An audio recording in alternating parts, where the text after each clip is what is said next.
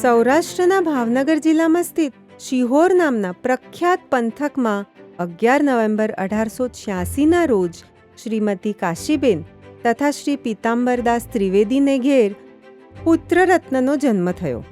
તેનું નામકરણ થયું જયશંકર.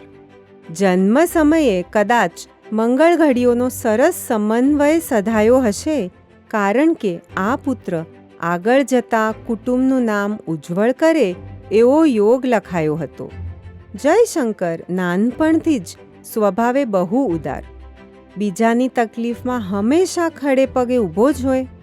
શાળા અને કોલેજના ભણતર દરમિયાન જો કોઈ ગરજુ અધ્યાય નજરમાં આવે તો તેને પોતાના પાઠ્યપુસ્તક આપતા સહેજ પણ અચકાતો નહીં. આ રીતે પરગજુ સ્વભાવ અને હોશિયાર વ્યક્તિત્વ ધરાવતો જયશંકર જોતજોતામાં એક બાહોશ તેમજ ખેતીવાડીમાં નિષ્ણાત ગણાય એવો એન્જિનિયર બની ગયો. આવા આ એન્જિનિયર સાહેબને શિહોરથી મોટા એવા પૂના શહેરની સુવિખ્યાત એગ્રીકલ્ચરલ કોલેજમાં નોકરી મળી. તે સિવાય તેમનામાં આતિથ્ય ભાવના પણ ભરપૂર. આથી જ તો સ્વાતંત્ર્ય પૂર્વના સમયના સ્વાતંત્રતા સેનાની જ્યારે પૂના આવે ત્યારે તેમના જ ઘરે ઉતરતા. તેમાં મોખરે નામ આવે ભારતના રાષ્ટ્રપિતા ગાંધી બાપુનું, તેમજ સરદાર વલ્લભભાઈ પટેલ, કાકા સાહેબ કાલેલકર, સરોજિની નાયડુ અને એવા ઘણા બધા દિગ્ગજ નામો. સરોજિની નાયડુ તો મજાકમાં એમ પણ કહેતા કે અતિથિઓ ત્રિવેદી સાહેબના ઘરે નહીં, પરંતુ ત્રિવેદી સાહેબ અતિથિઓના ઘરે રહે છે. ત્રિવેદી સાહેબના વ્યક્તિત્વનું ઓર એક ઉમદા પાસું હતું એમની કુટુંબ વત્સલતા. તેમના પિતાનું મૃત્યુ નાનપણમાં જ થવાથી તેમણે તેમના માતાની દેખરેખ બહુ જ જતનપૂર્વક કરેલી. તે સાથે જ પત્ની હીરા ગૌરીના સાથ સહકારથી તેમના 4 બાળકોને પણ લાગણી અને સંસ્કારમય ઉછેર પૂરો પાડ્યો. તેમના 3 ભાઈ બહેનો પ્રત્યેની પ્રેમ ભાવના પણ તેવી જ અબાધિત રહી છેવટ સુધી. સન 1941માં ફક્ત 54 વર્ષની ઉંમરે તેમનો અચાનક સ્વર્ગવાસ થયો. ગાંધીજીના સૂચન મુજબ 1946માં લેડી પ્રેમ લીલા ઠાકરશીની આગેવાની નીચે પ્રોફેસર જે.પી. ત્રિવેદી મેમોરિયલ ટ્રસ્ટની સ્થાપના કરવામાં આવી. ત્રિવેદી સાહેબની આતિથ્ય ભાવનાને ધ્યાનમાં રાખી પૂનામાં બહાર ગામથી હવાફેર માટે આવનારા મહેમાનો માટે સન 1956માં અતિથિગૃહ બાંધવામાં આવ્યું. બાંધેલા અતિથિગૃહનું મકાન ત્યારના જમાના પ્રમાણે બાંધેલું હોવાથી તેનું નૂતનીકરણ હમણાં કરવામાં આવ્યું, જેનું ઉદ્ઘાટન આજે ત્રિવેદી સાહેબના પૌત્ર પ્રોફેસર મોહનભાઈ ત્રિવેદીના હસ્તે થયું. પૂના વિદ્યાના મથક તરીકે વર્ષોથી સુપ્રસિદ્ધ છે. પ્રોફેસર ત્રિવેદીના અકાળે અવસાનથી સર્જાયેલા શૂન્ય અવકાશને ભરવાના શુભ આશયથી સન 1961ના ત્રિવેદી ટ્રસ્ટ અંતર્ગત એક છાત્રાલયનું બાંધકામ કરી આ ટ્રસ્ટની કાર્યસીમાને સારી અને ઉપયોગી દિશામાં વધારવામાં આવી. અડધા સદીના સમર્પણના પરિણામે 2012માં આધુનિક હોસ્ટેલની ઇમારતનું નિર્માણ થયું.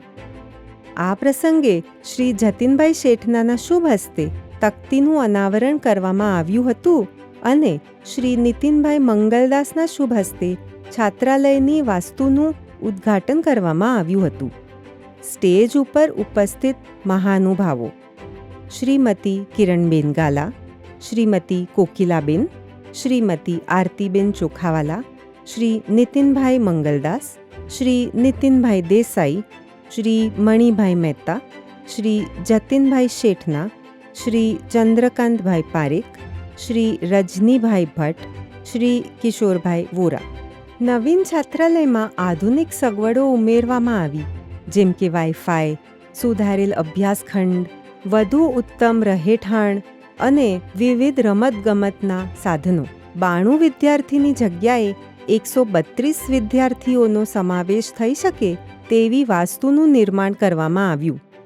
છાત્રાલયમાં સાત્વિક અને શુદ્ધ શાકાહારી ભોજનની વ્યવસ્થા કરવામાં આવી છે. વિદ્યાર્થીઓના શારીરિક સ્વાસ્થ્યની જાળવણી માટે જિમ્નાશિયમની સુવિધા પણ આપવામાં આવી છે.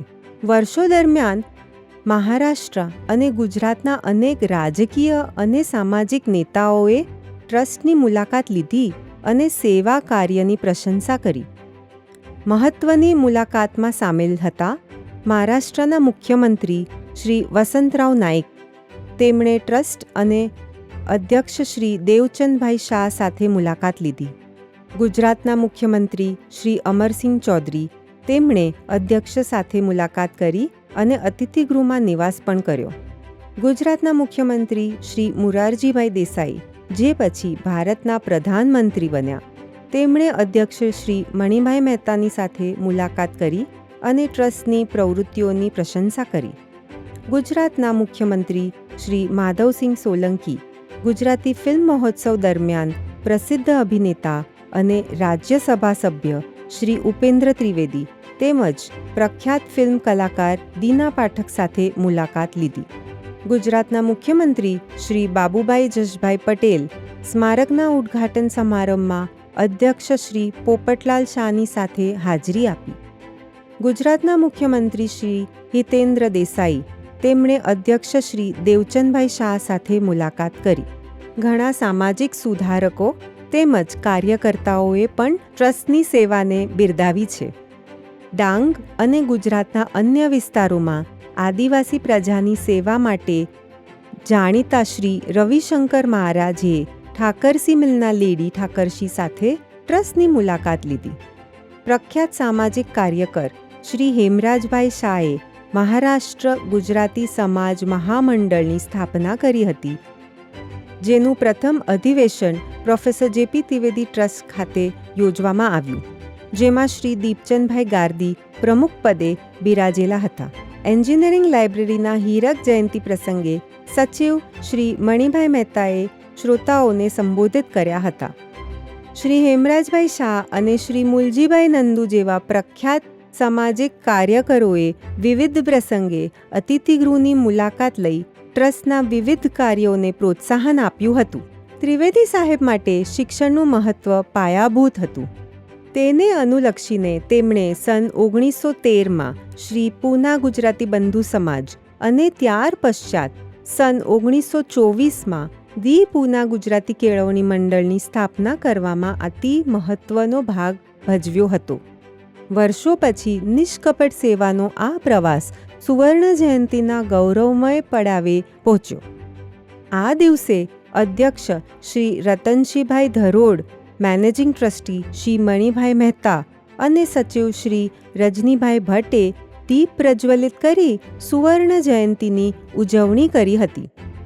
ત્રિવેદી સાહેબની દીર્ઘદ્રષ્ટિથી શરૂ થયેલી આ સફર આજે પણ અનેક જીવનોને સ્પર્શે છે. અતિથિગૃહ એક ઇમારત માત્ર નથી, તે પેઢી દર પેઢી સુધી અનેકાનેક વિદ્યાર્થીઓ, પરિવારો અને પ્રવાસીઓને આશ્રય આપતું એક માનવીય મૂલ્યનું પ્રતીક છે. તે જ રીતે છાત્રાલયમાં રહી વિદ્યાભ્યાસ કરી હજારો વિદ્યાર્થીઓએ પોતાના જીવનમાં ઘણી પ્રગતિ કરી છે. આજે પણ તેઓ પોતાના કુટુંબને લઈને આ છાત્રાલય દેખાડવા માટે ગર્વભેર આવતા રહેતા હોય છે. પ્રોફેસર જે.પી. ત્રિવેદીનો વારસો અતિથિગૃહની અને છાત્રાલયની દિવાલોમાં જ નહીં, પરંતુ સ્પર્શાયેલા જીવનોમાં આજે પણ જીવંત છે. આજના આ નવીન અતિથિગૃહના ઉદ્ઘાટન કાર્યક્રમ મારફત તેમની આ અમૂલ્ય વિચારસરણીથી આજે પણ લોકો પ્રેરાય અને આપણા ભારત દેશની પ્રગતિમાં પોતાનો ફાળો અવિરત આપતા રહે તેવી મહેચ્છા.